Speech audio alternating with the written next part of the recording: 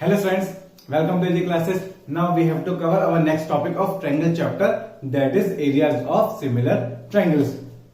सबसे पहले हमने थ्योरम थ्योरम डिस्कस की थी, फिर उसके बाद हमने सिमिलर ट्रायंगल्स के ऊपर कुछ क्वेश्चंस किए थे. फिर हमारा आता है next topic, ratio of areas of two similar triangles. Okay, क्या है मतलब ये थ्योरम है हमारी इसके ऊपर कि the ratio of the areas of two similar triangles is equal to the square of the ratio of their corresponding side. क्या मतलब है इस स्टेटमेंट का? पहले ये समझते हैं कि हमें दो ट्रायंगल्स गिवन है और वो ट्रायंगल्स कैसे हैं? सिमिलर है. मींस गिवन क्या है? Two similar triangles. Okay, proof क्या करना है? जो एरिया का रेशियो लेंगे हम, जो इनके एरियाज का रेशियो लेंगे, वो जो रेशियो होगा वो किसके इक्वल होगा? इनके कॉरस्पॉन्डिंग साइड्स के रेशियो के इक्वल होगा. कॉरस्पॉन्डिंग साइड्स के स्क्वायर के रेशियो के इक्वल होगा. जरा हम इसे अपना लिख कर देखते हैं कि कह क्या रहे हैं. Suppose that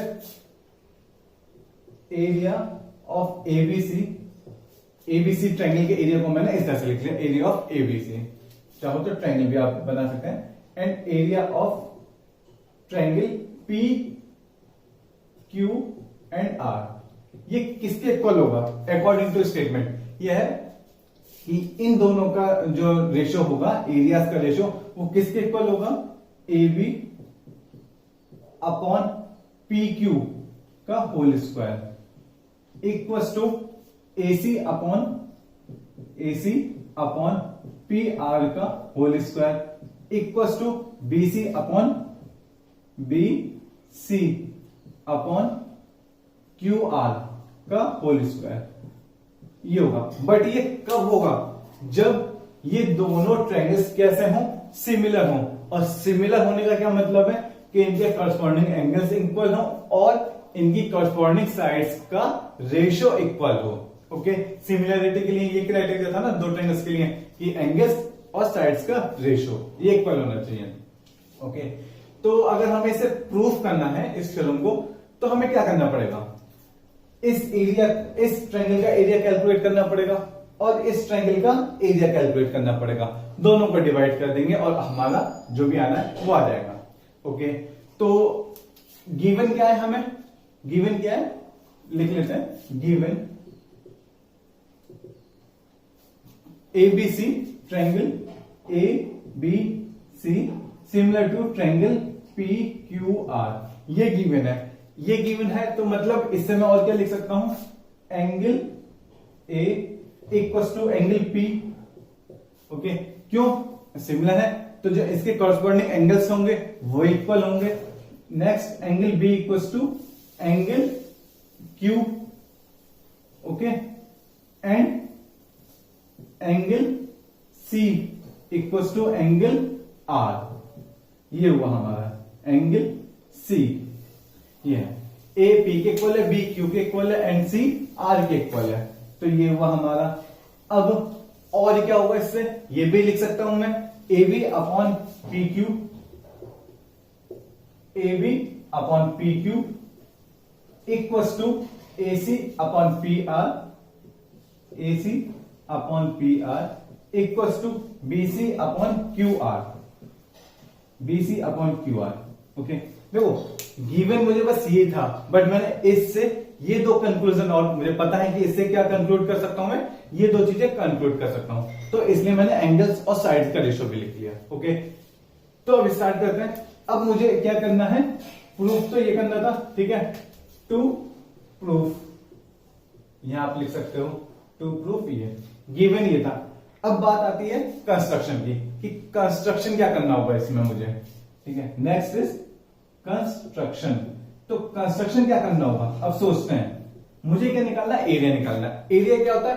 half base into perpendicular height. Half सही है, बेस पीसी एंड क्यूआर ये सही है. अब जो परपेंडिकुलर हाइट लेनी है, तो इस ट्रायंगल में अभी तक परपेंडिकुलर हाइट नहीं पता, नहीं बनाई मैंने, तो मुझे कंस्ट्रक्शन क्या करना है? परपेंडिकुलर हाइट वाला. तो उसके लिए मैं क्या करूं? उसके लिए क्या करें हम? ए से इस पर हम क्या करते हैं? परपेंडिकुलर ड्रॉप कर देते हैं. सेम पी से भी हम क्या करते हैं? परपेंडिकुलर ड्रॉप कर देते हैं. ओके, तो इसे नाम लेते हैं ए बी सी डी कह देते हैं. पी क्यू आर, इसे एम कह देते हैं।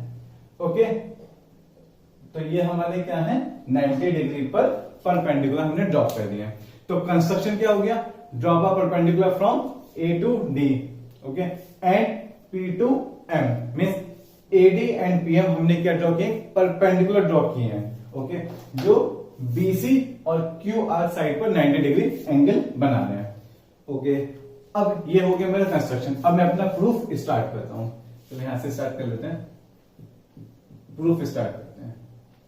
ओके, तो सबसे पहले मुझे क्या कैलकुलेट करना है, एरिया। तो लिख लेता हूं मैं area of triangle ABC, ABC and area of triangle PQR, PQR.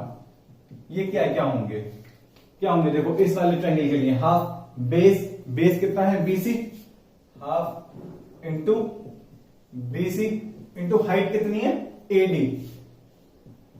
Okay, और इस ट्रायंगल में हाफ बेस कितना है Q R, Q R into perpendicular height कितनी है पीएम, पीएम। ये हुआ, ये हमने क्या कर लिया, ट्रायंगल्स का एरिया कैलकुलेट कर लिया। अब नेक्स्ट क्या है, अब अगर मैं इन्हें डिवाइड कर दूं, क्यों, क्योंकि मुझे डिवाइड करना है, इनका रेशियो दिखाना है। तो करते हैं area of triangle ABC upon area of triangle P Q R. Okay, अब अगर मैं इनका रेशियो ले रहा हूं तो हाफ से हाफ कैंसिल हो जाएगा, कितना बचेगा BC upon Q R into AD upon P M, या मैं इस तरह से लिख सकता हूं BC into AD upon Q R into P M, Q R into P M. Okay, अच्छा मुझे लाना क्या है, यहां देखते हैं, यहां मुझे एरिया में लाना था। तो देखो बीसी अपॉन क्यू आर इसमें नहीं है, इसमें नहीं है, लेकिन इसमें है, बीसी अपॉन क्यू आर यहां आ रहा है और इसका स्क्वायर है। तो मुझे क्या करना है, यहां से एडी अपॉन पीएम हटाना है और इसकी जगह मैं क्या लाऊं, बीसी अपॉन क्यू आर लाऊं। आराम से समझना, यहां तक तो मुझे पता है कि आपको क्लियर हो गया होगा। इसका नेक्स्ट स्टेप क्या है वो समझा रहा हूं कि BC upon Q R, BC upon Q R इन तीनों में से ये वाला था, कोई भी एक हम प्रूफ कर लें, सिमिलरली बाकी दो भी वैसे ही प्रूफ हो जाएंगे। ओके, तो बीसी अपॉन क्यू आर ले लिया हमने, हो गया। अब एडी अपॉन पीएम मुझे रिप्लेस करना है, ठीक है, और किससे रिप्लेस करूं, वो बीसी अपॉन क्यू आर आ जाए, या फिर इन दोनों को ही बीसी अपॉन क्यू आर और एडी अपॉन पीएम को मैं इससे या इससे रिप्लेस कर दूं। ओके ना, मैं क्या कह रहा हूं, देखो ये वाला इंटू ये वाला, मैं इन दोनों को रिप्लेस करता हूं, ठीक है, और इस तरह से रिप्लेस करूंगा कि इन दोनों की जगह या तो A B upon P Q आ जाए, या A C upon P R आ जाए, या फिर B C upon Q R आ जाए, इन दोनों की ही जगह। तो अभी वो देखते हैं कैसे करेंगे, ठीक है। अब ये कॉरस्पॉन्डिंग साइड्स का रेशियो देखते हैं कि उन ट्रायंगल्स में कौन कौन सा ट्रायंगल में आ रहा है। BC upon Q R, BC upon Q R, okay, and AD upon PM, AD और पीएम। तो क्यों ना मैं या तो लेफ्ट लेफ्ट ट्रायंगल ले लूं दोनों के, या फिर राइट राइट ट्रायंगल ले लूं। क्या कहने का मतलब है कि ये ट्रायंगल और ये ट्रायंगल, कौन कौन से triangle, triangle A B D, ठीक है। यहां से नेक्स्ट स्टेप है triangle A B D and triangle P Q M, P Q M. अब मुझे जरा ये बताओ कि ये दोनों ट्रायंगल सिमिलर है या नहीं है, क्यों है देखते हैं। Angle B equal to angle Q, ठीक है, ये यहां से angle B equal to angle Q, क्योंकि दोनों ट्रायंगल्स कैसे थे, सिमिलर थे, और सिमिलर थे तो वो एंगल्स हमारे इक्वल होंगे, तो angle B equal to angle Q. Next D और एम दोनों कैसे हैं, 90 डिग्री हैं, angle D equal to angle M 90 degree. Okay, तो क्या मैं इन दोनों रेशियो से, मतलब इन दोनों क्राइटेरिया से ये कह सकता हूं कि by angle angle criteria triangle ABD and triangle PQM is similar to each other. Okay, कोई प्रॉब्लम नहीं है। मींस जो ये दोनों लेफ्ट ट्रायंगल्स थे, ये दोनों क्या है, आपस में सिमिलर हैं, और अगर सिमिलर्स हैं तो क्या इनकी कॉरस्पॉन्डिंग साइड्स का रेशियो इक्वल होगा, बिल्कुल होगा। ये तो हम लास्ट टॉपिक में पढ़ चुके हैं। तो क्या मैं इससे ये लिख सकता हूं, A B upon P Q equal to AD upon PM equals to BD upon QM, BD upon QM। Okay, ये मैंने लिख दिया। अब मैं क्या करूं, देखो AD upon PM, AD upon PM आ गया, और ये किसके इक्वल है, AB अपॉन PQ के इक्वल है। फिर BC upon QR, BC upon QR AB upon PQ के इक्वल है। तो मैं क्या करूं, BC अपॉन QR की वैल्यू यहां से रिप्लेस करूं और AD अपॉन PM की वैल्यू यहां से रिप्लेस करूं। ठीक है, तो कैसे करते हैं, देखो इसे मैंने क्या दिया, फर्स्ट, पूरी इक्वेशन को फर्स्ट इक्वेशन, ठीक है, और इसे क्या दिया, सेकेंड इक्वेशन। ठीक है, from first and second equation.